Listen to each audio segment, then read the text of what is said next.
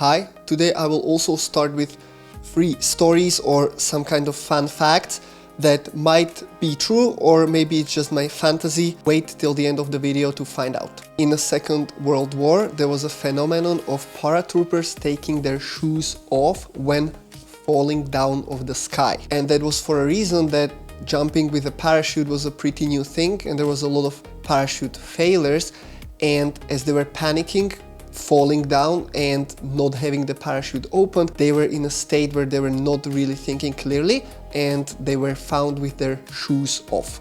There is one native tribe that is observed and widely considered the people who have no movement problems whatsoever. They walk 8 to 15 kilometers a day, hunters even more, and they practically have absolutely no movement issues because they are constantly digging, jumping, climbing and moving around.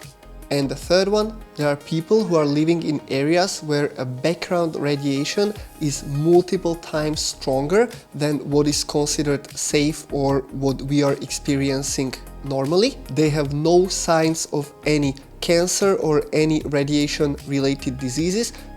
Their bodies just adapted to that environment. Okay, let's get to the main point today. Maybe you are training for some time or doing some kind of sport and activity and you are aware that whatever you are doing is not really directly leading you to the results that you are or you were expecting from it at the beginning. Or maybe it's not you, it's maybe a family member or some training buddy from the gym. There is always this period where we start to rethink what we do and there is a need to refine the process so we know we are going the right direction. Because one thing is knowing why we want to do what we want, another level is knowing how to get there, but we also need to make sure that what we do has high efficiency, and whenever there is some obstacle in our way, whether it's a tiny injury or some kind of stiffness or just hitting a plateau, we start to question things. My name is Paolo, and in this second part of this mini-series, I will give you a comprehensive guide how to approach training differently, how to look at imbalances and our own problems from a perspective that it is not necessarily lack of what we do, but just simple lack of understanding how things are working, and I'll show you how you can improve that for yourself. First, we need to understand that this is not one fits all guide, and we always need to take into consideration our training history, genetics, our current state, whether mental or physical, our past injuries, and there is many factors to consider. However, there are key principles that apply every time to everybody, regardless of where on your journey you are.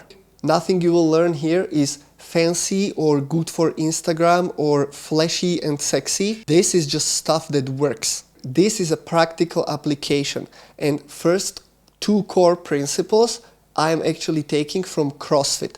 CrossFit as a training methodology as Greg Glassman originally intended and built it, not CrossFit as a sport. CrossFit was defined as constantly varied functional movement done in relatively high intensity. And this is something that actually really works. If you have seen the first part, you know how I was talking about that one repetitive activity is leading into imbalances and so on. And what CrossFit did very well is that every day there was a different workout. Every day there was a different stimulus. And yes, over time the movements were repetitive. However, they were always in a different kind of combinations and it was creating this constantly varied environment. The second part, functional movement, putting as much functionality into it in a sense of multi-joint movements that have actual translation into daily life. And the last part, in relatively high intensity, the intensity is adjusted and adapted to the level of the trainee and to the need they are going after. Second principle, it's very tied into this one, and that is the CrossFit mantra: mechanics, consistency, intensity. That is showing a priority of what we need to focus on first when we want to do certain activity or even application for a sport. We first need to focus on mechanics. Mechanics in a sense of the right form, the right muscles working, the right hierarchy of activation for every particular movement. And only when we can do this consistently, mechanics, then consistency, we can add intensity. So the priority is quality, and only when that is reaching certain level, and obviously different people will have different measures and different metrics for what is still acceptable and what is not, but that goes more to an individual execution of these rules. But the rules are set. Another part, and that was something that I was always missing with CrossFit, was focus on the breathing. If you need to, within these metrics of mechanics, consistency and intensity, if you want to build the proper technique and you're lacking the awareness of knowing what is moving when and where, you need to focus on your breathing. Inhale and exhale will have different impact on your movement. If you are inhaling, you are naturally releasing NO, nitric oxide, in your bloodstream, which is widening the veins. And that widening of the veins leads to a better blood flow. If you want to build more awareness for a movement and whether you are feeling it on the right spot or not, reverse the breathing. Do the execution. So let's say on a push-up, you push with the inhale. On a pull-up, you pull with an inhale. On a bicep curl, you curl on your inhale. And if you reverse that, you will get stronger muscle pump. It will also automatically make you focus on the breathing, and it will increase awareness of what is going on and give you capacity to learn how to feel it right. And then when you want to go more for heavy and explosive, you can go back to your original breathing when you exhaling on the execution. However, build awareness first. That's the key point. How can you do something under high intensity if you didn't master it slowly and with a control? So again, back to the same thing, mechanics, consistency, and only then intensity.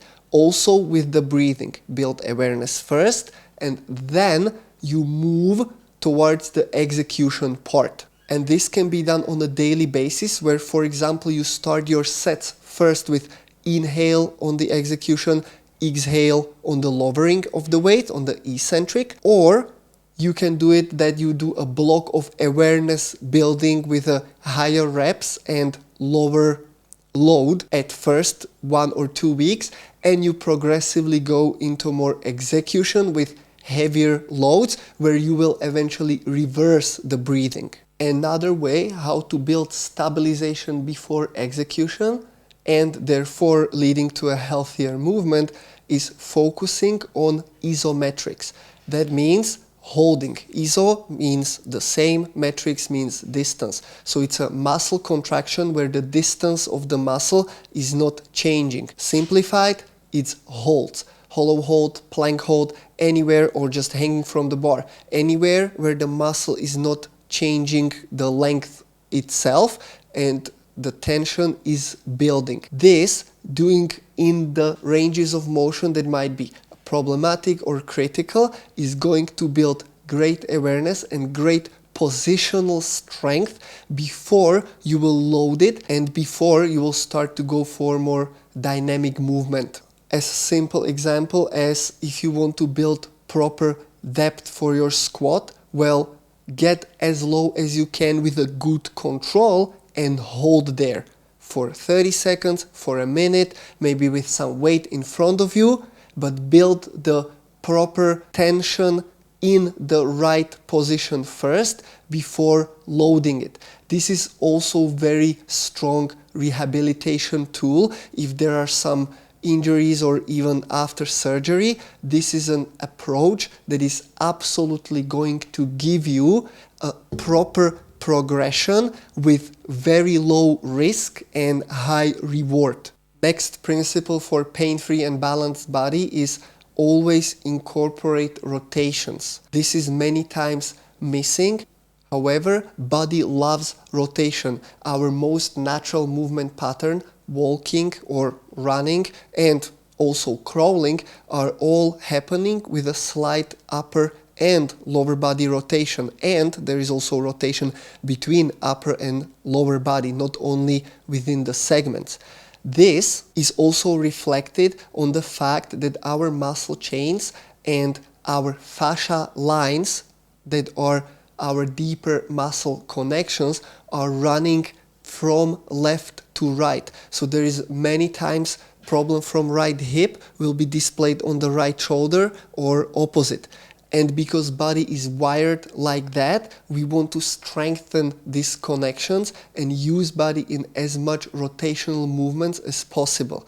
And that is also leading us to another principle, and that is asymmetrical exercise gives us symmetrical body, and symmetrical exercise gives us asymmetrical body. Because body is not symmetrical, because body itself is loaded differently through our whole life, however hard we are trying, loading it symmetrically too often leads to even more imbalances. So instead of always doing push-ups in one plane, pull-ups in one plane, and then bench press with a barbell and so on, let's try to change the grips, change the position of the body, and make sure that we are not loading everything absolutely symmetrical. For example, using sandbags, dumbbells, and more challenging objects that is going to force us out of this fixed and nice, never ever in nature occurring scenarios. The last principle, and that is the one that is the most important, is tension over position. I also got this from Julian from StrongFit, so all credit to him. Tension is everything. Where you put the tension in the body is more important than whether you are lifting with an absolutely perfectly straight back or aligned wrist. People are obsessing about how they look when they are training, but that is always, and it's supposed to always be, secondary. The most important thing is what you feel, where you feel the tension is going, and is it going to the places it's supposed to go. So if you already have some problem and you are realizing that maybe you are doing too much of one thing, not adding variety into your training, you are maybe too much focusing on intensity before focusing on the form, maybe you are just doing too much of symmetrical movement and probably not really thinking about is the tension in the right places. Well, these all can get you one step closer to healthy movement and healthy performance in whatever sport you are doing. Thank you for watching. My name is Paolo. Send this and the previous video to 2 people. First, somebody who is always complaining about some kind of stiffness and pain. And second, somebody who has some massive asymmetry on their body and are not aware of it, but don't tell them who is who. And for the stories from the beginning, the paratroopers were indeed taking their shoes off. If our heart rate in extreme tense situations increases, which can be up to 180, 200, 220 beeps per minute, first thing that happens that we are losing first fine and then overall motoric skills. However, we also are losing our ability to think clearly, and we can get to a point where our IQ temporarily drops very low to a level of a dog. And these guys falling from the sky with knowing that they will die, they were just so scared that they did very unreasonable stuff on the spot. Second fact, Hadza tribe in Tanzania indeed is considered as a community with no movement problems, and it is just showing how consistency is so much more important than intensity itself, because they are moving whole day, they are moving constantly, and they are doing high variety of the movement through the whole day. They don't have chairs, so they are squatting, they are digging stuff, they are climbing, they are hunting, running, so all possible movements, and movement-wise, they are the healthiest in the world. And the third one, the communities with radiation, that is also true. There are some communities, for example, one is in Kerala, India, where people are living in a background radiation that is really high and would be normally considered very dangerous, but for some reason they have a tolerance and their DNA can repair better and faster from that exposure than normal people who are not exposed to it for generations would be able to manage. Thank you very much. If you have any questions, comments or suggestions, either comment here under the video or reach directly to me. Thank you very much. See you next time.